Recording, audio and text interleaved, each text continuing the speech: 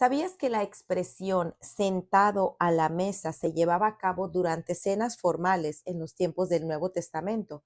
Los invitados se recostaban en un diván que recorría tres lados de una habitación. El anfitrión tomaba el lugar central rodeado por una serie de mesas en forma de U. Los invitados más honrados se reclinaban a ambos lados del anfitrión con la cabeza hacia la mesa y los pies hacia la pared. Hoy estamos en nuestro día 42 de nuestro plan de estudio, leyendo el Nuevo Testamento y Salmos en un año. Oramos juntos. Gracias te damos, amado Señor, por este día. Padre, te pedimos que tu Espíritu Santo nos ayude en esta lectura. Danos sabiduría, ilumina nuestras mentes, enséñanos a meditar en tu palabra, Señor. Ayúdanos a ponerla por obra en nuestro diario vivir. En el nombre de tu Hijo amado Jesucristo te lo pedimos y decimos amén. Marcos 2, curación de un paralítico. Cuando Jesús entró de nuevo en Capernaum varios días después, se oyó que estaba en casa y se reunieron muchos, tanto que ya no había lugar ni aún a la puerta. Y él les explicaba la palabra. Entonces vinieron y le trajeron un paralítico llevado entre cuatro. Como no pudieron acercarse a Jesús a causa de la multitud, levantaron el techo encima de donde él estaba. Y cuando había hecho una abertura, bajaron la camilla en que estaba acostado el paralítico.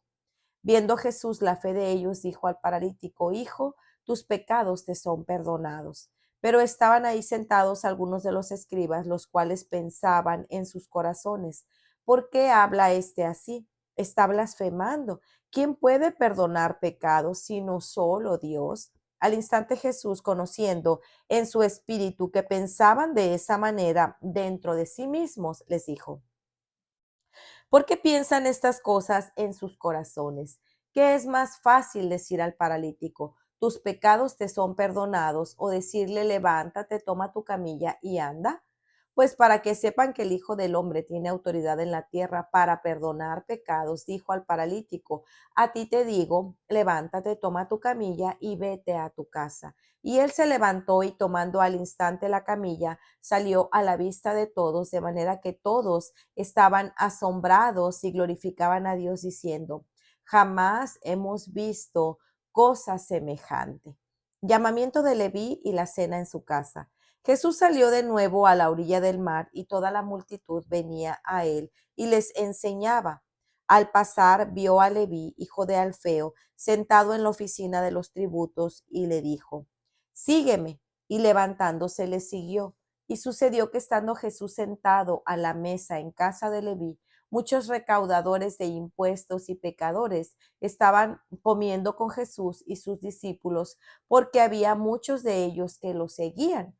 Cuando los escribas de los fariseos vieron que él comía con pecadores y recaudadores de impuestos, decían a sus discípulos: ¿por qué él come y bebe con recaudadores de impuestos y pecadores?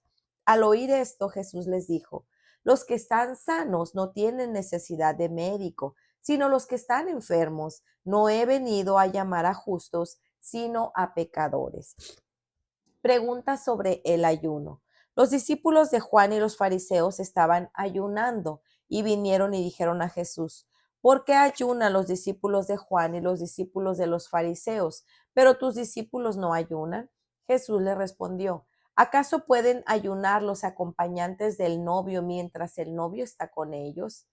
Mientras tienen al novio con ellos, no pueden ayunar, pero vendrán días cuando el novio les será quitado, y entonces ayunarán en aquel día.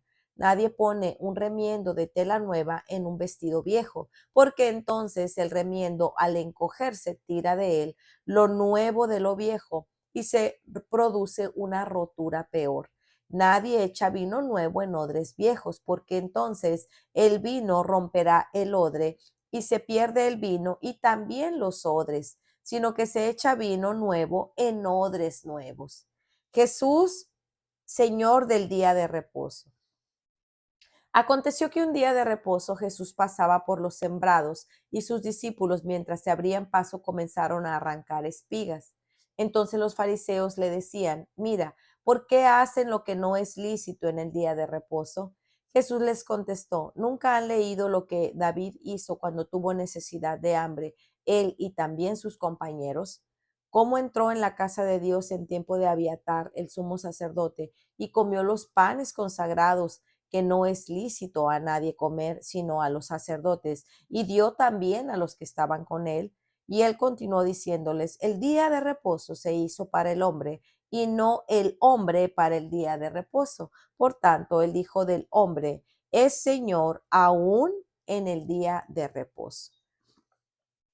Para reflexionar, en Marcos 2 vemos que Jesús ya ha comenzado su ministerio público en Galilea y su fama comienza a difundirse, pues cuando se oyó que estaba en casa se reunieron muchos, tanto que ya no había lugar ni aún a la puerta. El capítulo de hoy nos relata los conflictos tempranos que comenzaban a dar con los líderes religiosos, mostrando cómo la autoridad divina de Jesús no solo los asombraba, sino que los confrontaba las estructuras religiosas ya establecidas. Podrás observar que la autoridad de Jesús que vimos destacada en el capítulo 1 es afirmada en nuestro capítulo de hoy. El versículo de hoy nos dice que Él les explicaba la palabra. Jesús era intencional en enseñar a las multitudes y en las sinagogas. Encontraremos mientras seguimos leyendo que Él hacía esto constantemente. Que esto sea un ánimo para ti en tu lectura diaria. Cuando no puedas entender algo o sea confuso para ti, pide al Señor que te explique su palabra, que abra tus ojos para que veas las maravillas de su ley, como dice el Salmo 119:18.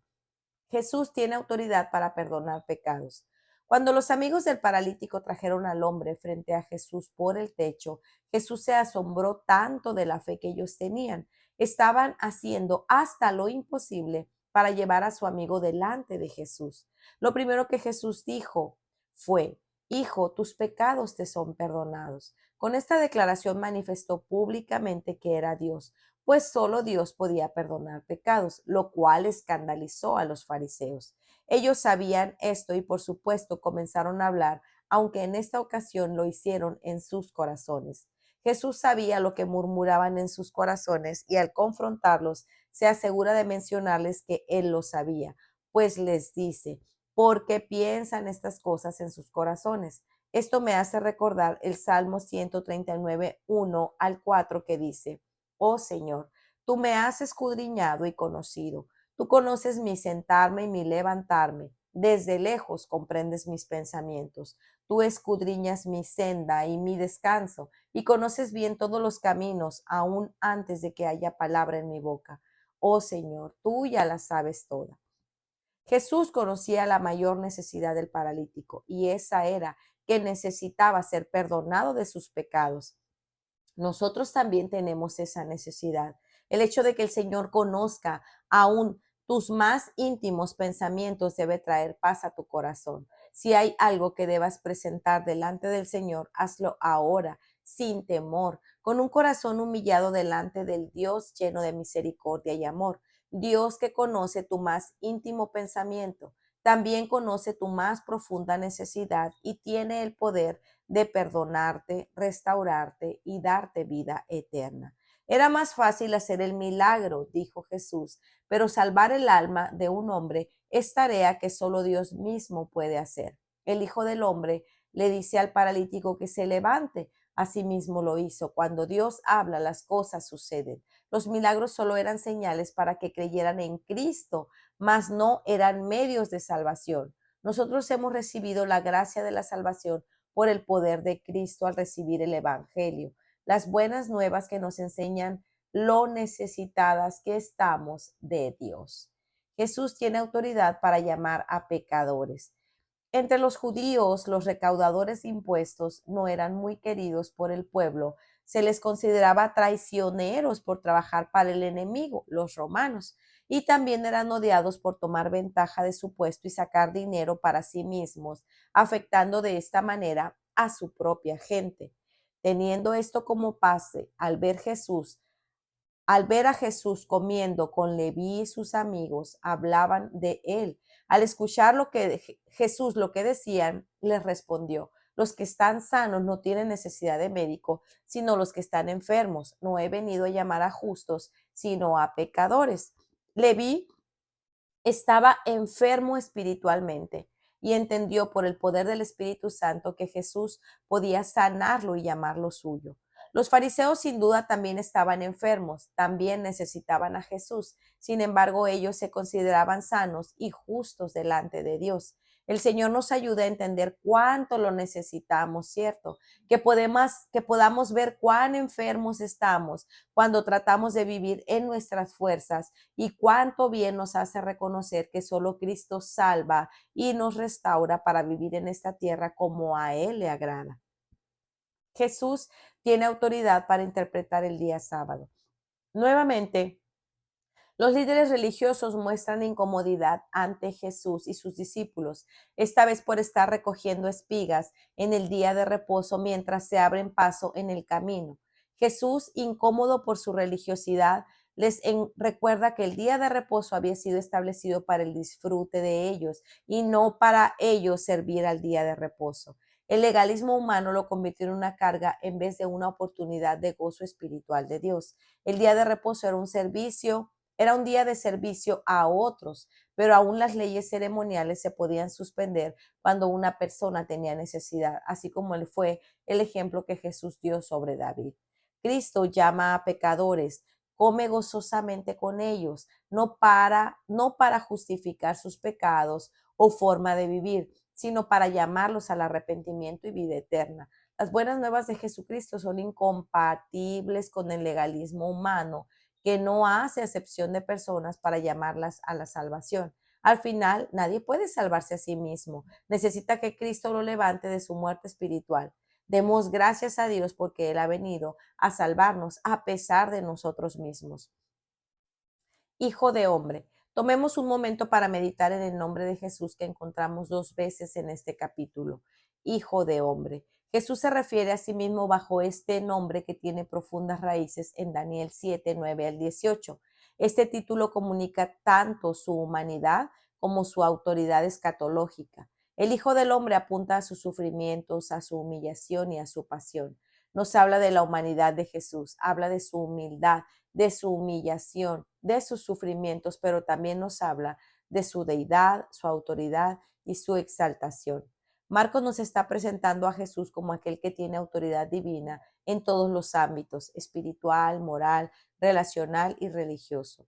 Cada escena del capítulo 2 confronta la incredulidad y el legalismo con esta verdad central. Jesús es el Hijo del Hombre con poder sobre todo. Para meditar. ¿Te consideras justo como los fariseos o has entendido que necesitas a un Salvador como lo entendió Leví?